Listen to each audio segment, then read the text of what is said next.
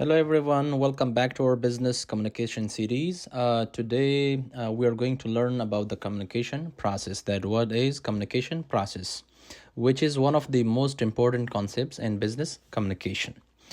The communication process is the series of steps through which a message is created, sent, received, understood, and responded between two or more people. That's called the communication process. So now we will see how many steps are there in the communication process. The first step, which is very important, that's the sender. In communication, we should have a sender. And a sender is a person who starts the communication by creating the message.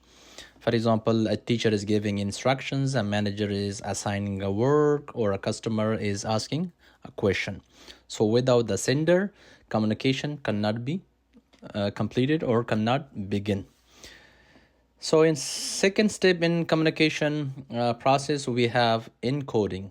Encoding means converting thoughts or ideas into words, symbols, or images, gestures, or writing so that others can understand them. For example, if you want your team to complete a task, you organize the thoughts and explain them clearly in an email or during a meeting. So good encoding makes communication easier to understand.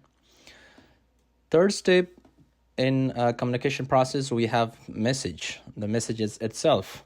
The message is the actual information being communicated.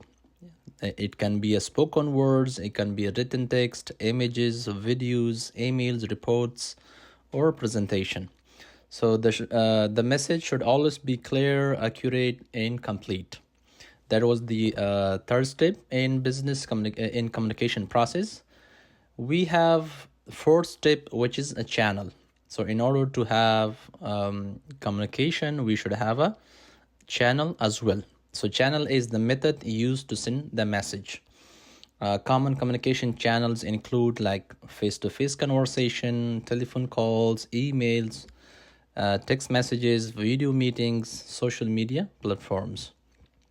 So choosing the right channel is very important. For example, urgent information is often better communicated by phone, but other than by email. So if there is any urgent information that you need to share, you should give someone a call, not email, because email is not that much faster as we have a call. So for fifth step in communication process, we have a receiver. There should be a receiver. Receiver is the person who gets the message. Receiver's job is to pay attention, understand the information, and interpret its meaning correctly.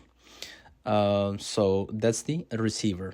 The sixth one that we have, sixth step in communication, we have decoding. So the decoding is the process of interpreting the message. Like whenever a receiver receives the message and he wants to interpret the message, that what does it mean? That is decoding. The receiver reads, listens, or watches the messages and tries to understand what sender intended.